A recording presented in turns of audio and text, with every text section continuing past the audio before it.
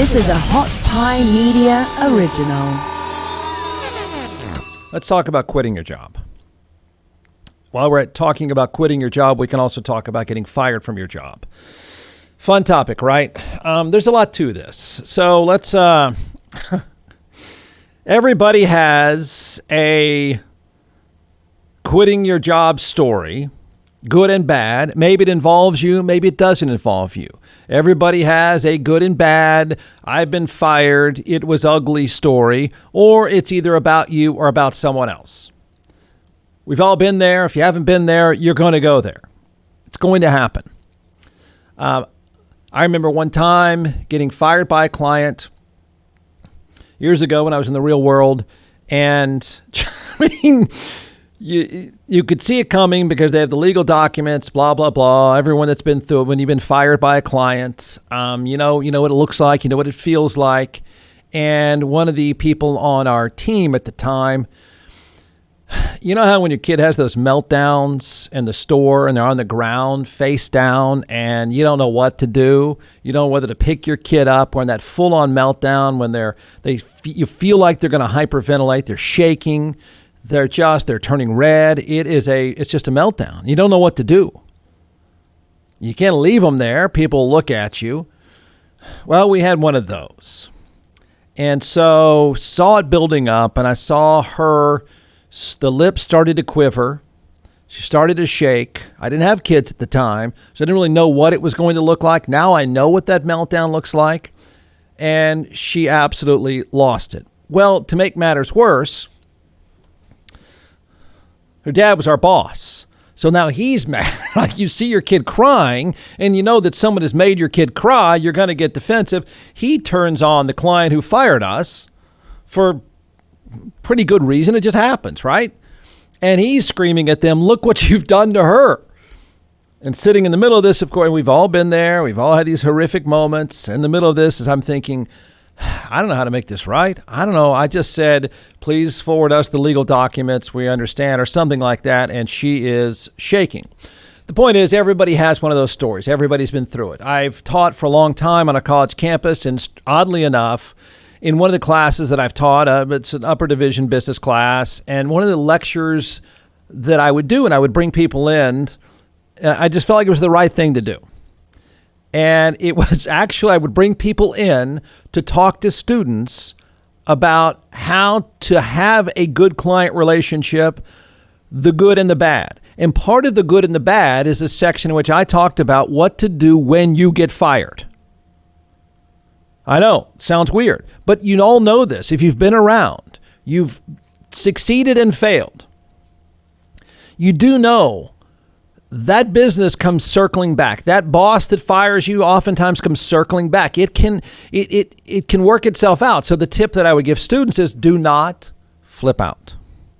Now, of course, that's taken on an uglier role now with people shooting people and stuff like that. But in general, don't flip out.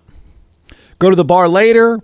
Get mad, kick stuff at the house, pound some cocktails. Don't flip out. Don't do it. Don't get angry. Don't go there. Don't go there. Because more times than not, the firing is justified. And more times than not, you end up working together somehow again. So don't flip out. Well, I think that's changed. It's just a different world, different time, different way of going about quitting and getting fired. It's remarkable. And I think most people listening right now, you've been there. And everyone has regrets. If you hire and fire people, you can probably tell countless stories of how it's not personal. It just wasn't working. It was business purposes only. And you can tell countless stories about people handling their firing or their quitting horribly wrong. I know it doesn't seem like a thing, but it's a thing. And I bring all this up because I stand by the rule. I stand by the idea that you quit respectfully, fewer words, the better, shut your face, move on. It's just kind of a word rule. Just shut your face. When you get fired, it's never okay. It never feels right. You're always pissed. Just shut your face. Move on, right? Well, That's not the way to do it anymore. I'm finding out more and more how disconnected some of us are from the way things are done now. Does that not sound like an old guy? Does that not sound like an old crabby guy? I guess shut your face and move on is just not the way to do it now. Not only do you no longer shut your face and move on, you do just the opposite. It's a thing. And I guess it fits in the world we live in now. All right, think about the times in your life you've quit. Think about the times in your life you've been fired. And more times than not, I think most people would say, I didn't handle that one well, or I handled that one right. I feel pretty good about the way that went down. You never like it. It's never easy. It's never comfortable. Everybody gets it. So we live in this time period of the Great Resignation. And that's really an issue. And one of the things is there are more jobs than people. We can't find a way to fill the jobs. It's a remarkable time economically. It is confusing. In fact, to take it further, the idea that the jobless benefits were the very thing that was driving the Great Resignation turns out not to be true. I think most of us wanted to believe that to be true. One of us wanted to blame. We wanted to blame the benefits on creating this job issue. It turns out it's not the issue. Economists have studied this, and they have found in the states in which the benefits have been cut, there has been no movement in employment. In fact, I tell you this, states that ended federal unemployment benefits early this summer, saw August job growth at less than half the rate of states that retained the benefits. I got it wrong. I think we just assumed it would make a difference. It did not. It didn't make a difference. Leaders in the states that had insisted that the benefits were discouraging people from work and ended the assistance program early ahead of its planned expiration on September 6th found there has been no change. The benefits, which came in the form of weekly $300 payments, have amazed economists. See, economists are real, they're data. Politicians, not real, no data. Politicians' feelings, economists, no feelings. So please don't get whiny. I suspect they're telling the truth. And the truth is, we still got a bunch of jobs unfilled. Economists analyzing the unemployment issue have seen little evidence that cutting off the benefits has provided a clear boost to local labor markets. It's weird. It's hard to believe it's not having a measurable effect, but it's not. And that by itself is a bizarre storyline. In other words, people are being absorbed elsewhere, or they've just been able to quit. We can't quite figure out where everyone is going, but it's not about the benefits. I was wrong. I thought the benefits early on, to tell you how I didn't see this coming, I thought the initial plan going way back in the early stages of the pandemic, I thought the Trump administration idea, although it made sense. I mean, I get why they went there. They were terrified of what was going to happen to the labor market. So they started sending money. You could get money from the feds to keep people on your payroll. I thought it was the wrong idea. I thought the better idea would be just to give money to people, not the businesses, to keep them on payroll. Just give the money to people and let them try to stay afloat. Well, that's what ended up happening. And we thought, oh no, it backfired. It drove people away. It didn't. So the labor market may be so weird and so desperate. Maybe how you get fired doesn't matter anymore. Maybe how you quit just doesn't matter. Someone so desperate to hire you, you can act like a full-on jackass, which is precisely what I've argued against for a long time. So this is a long way of setting up a bizarre thing. What is our automatic? And I'm not going to blame this. It's easy to say, well, young people, a generation. No, this is all of us. All of us go straight to TikTok. All of us go straight to filming ourselves. All of us go straight to, we want the world to see it in the moment. We cannot blame it just on young people. That's not the case. We live in a world. It is so weird to me, but we live in a world where everything that happens to you, you think everyone has to know. That's not just 20-somethings, right? every sad moment, every tragic moment. The default position is, I need to let everyone know. So I don't even know how it would be received, Jeff Ward's lecture of if and when you, no, I never said in class, I never would say if you get fired. I would say when you get fired. You're going to get fired with a client. You're going to get fired. You're going to get fired. And more times than not, it's justified. Don't flip out. I guess it just doesn't work anymore. I give you not one, but multiple examples of, hello world, I'm quitting. F you. Seems like a bad idea to me. So ask yourself, there you are. We'll assume functioning people in the working world, hiring, firing, getting hired yourself, getting fired yourself. You're out there making a go of it. Are you far less, slightly less, no chance whatsoever going to hire a person who quits publicly? And don't think it's a weird question, because it's now a very real issue. Not just getting fired publicly, quitting publicly. All right, let's introduce you to the rock stars of today. I'm sure there are plenty to find. I just quickly found two of them. First up, it is Beth McGrath. Beth McGrath, she did the double whammy. You want to see how opposite of the Jeff Ward shut your face and move on, how opposite things can get? Beth McGrath didn't just video herself quitting. She went to the microphone inside a Walmart to tell everyone that she's quitting and F you. Attention Walmart shoppers and associates. My name is Beth from Electronics. I've been working at Walmart for almost 5 years, and I can say that everyone here is overworked and underpaid. The attendant policy is we are treated from management and customers poorly every day. Whenever we have a problem with it, we're told that we're replaceable. I'm tired of the constant gaslighting. This company treats their elderly associates like shit. Manage it, and this job, I quit. There's a lot of F-bombs, as you can imagine. I quit. I want to let everyone know. Full name, full description. So now the reaction, and there's quite a few of these. Once you start looking, you're going to find quite a few of these. The reaction from the public is fairly predictable. Yay, go get them. They suck. I don't know. Maybe the job does suck. Maybe it does. I don't know. It's better than no job.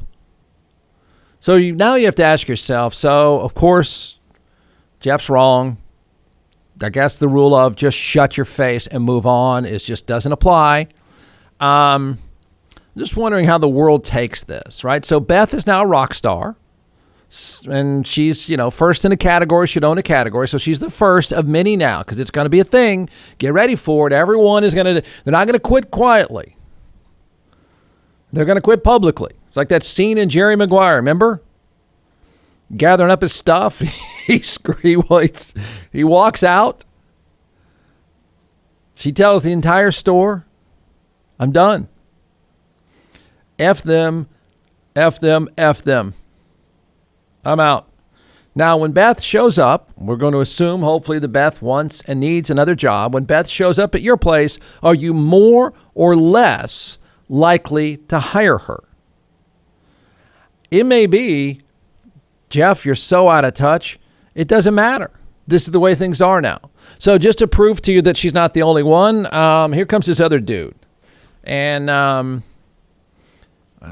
he does the exact same thing. Because it's now, you better look out. I mean, when, I don't know if you're in the retail business, and certainly they're the biggest, you better look out, because the way of quitting now is, before they even show up in the boss's office, is to tell everybody at the company inside the store you're quitting.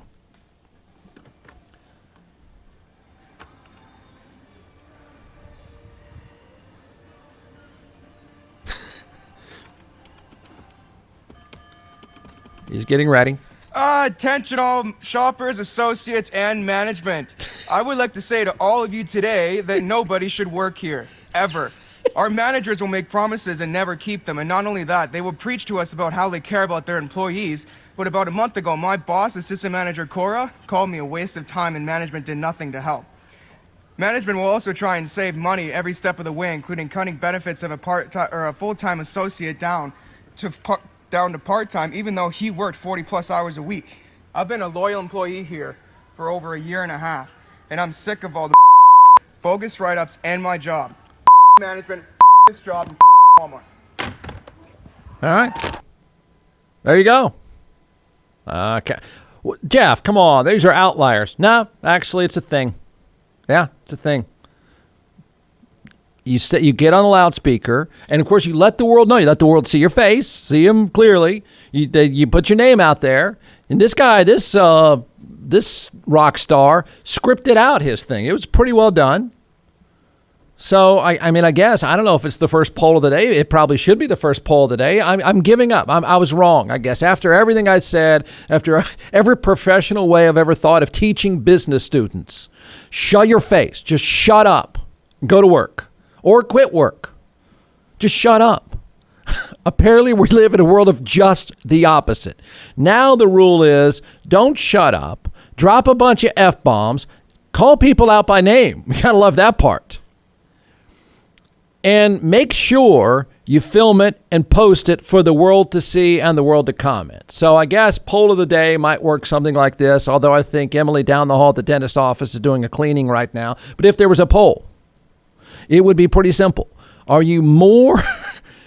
I could say two things. One, do you think they're more likely to get hired? Will it matter? In this job market, it may not matter. Oh, Freddie here, he may walk right into, I don't know, wherever, get a job. You need him. Just understand, if he's waiting tables at your place, there's a pretty good chance he's going to drop an F-bomb on someone and throw the food at him and quit. Are they more or less likely to get hired, or does it not matter? I can't even believe I'm asking the question, but it's pretty obvious this is the way to quit. Imagine if you flipped the tables. You wouldn't do it because you'd get sued. Imagine you flipped the tables. Imagine his boss said, you know what? I think I'm going to fire you over the loudspeaker, and we're going to film it and post it to TikTok. John McClellan is the co-founder and creator of ATX Hot Sauce, now in all 50 states and several retail outlets as well. So what we're going to do today is we're going to let this social media rock star chef walk us through 4 different sauces, and then I'll taste, and we'll tell everyone why they should buy. You can give the science behind these, and then I'll make the simple recommendation. Go to atxhotsauce.com. All right, I don't think anybody's heard the website. Yeah, I know. By you, Jeff, but it is atxhotsauce.com. I'll say I got that one right. 45 times, atxhotsauce.com. So let's do it. I brought 4 flavors here, and we're going to test your palate today. Okay. And I only brought 4 because I didn't think you could handle 5 or 6. Yes, probably a smart move. Yeah. And so the first one we're going to try here, it's called Beet Heat. And just like the name implies, it has beets in it. It's made with red Fresno peppers. Red Fresnos are red peppers that are they're hotter than a jalapeno and a little bit less than a serrano. So not super hot here, just a lot of really good flavor. So we're going to start with this one, and then we're going to move up the chain. Okay. I've had the Beet Heat, but okay. Yeah, we're going to try it though. It goes well with a cab. All right, Jeff's savoring Beet I'll Heat. even do it with you, so that should be all right. Now remember, it is hot sauce. Yeah. Oh, it is. It's hot sauce. Trust me, man. Wait, is that one hot to you?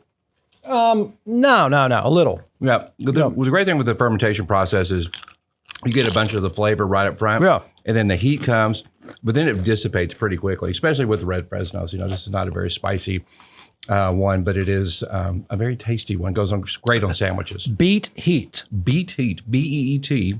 Heat. All right. Go to atxhotsauce.com. That's right. So your favorite rock band, what's left of it, I don't know. This is one of those moments, enough already.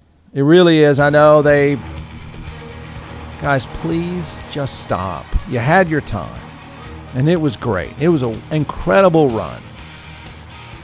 You made a lot of money. I've been to the concert. I stood in line for the shirt. I was amazed at the crowd. 10-year-olds with 60-year-olds. They have been the greatest merchandisers probably rock has ever known. I mean, they created the textbook on merchandising. Remember the Kiss lunchbox? Please go away.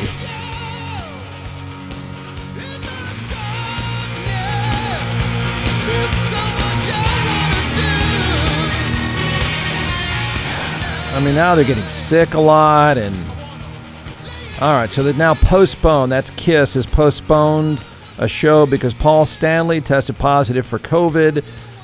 Kiss announced that Gene Simmons also, I think this was a week or two ago, has tested positive for COVID. So they're now rescheduling 4 dates in the Midwest. Oh. I mean, I applaud somebody for making money if there's demand out there. It's like, but this is one of those times you think is, have you not made enough?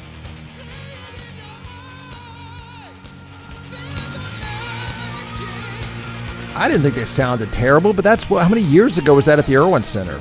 6 or 8 years ago, 9 years ago.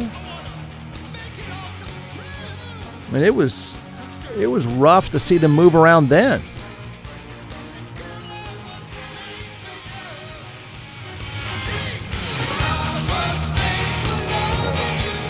Just stop. They're feuding with David Lee Roth, and that's ugly and pathetic. It's just,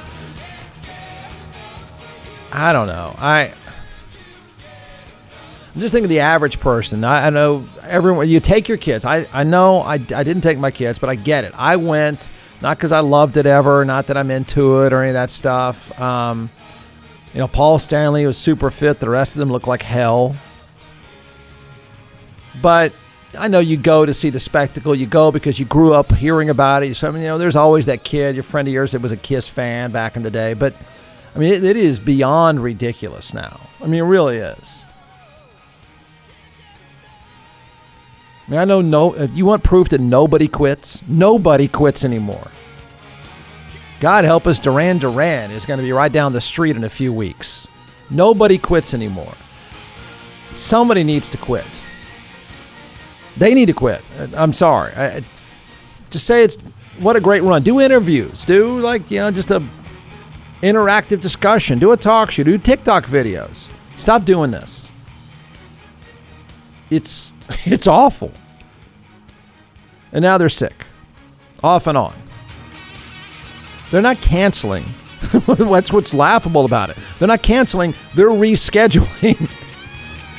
Oh, they're going to be fine next year.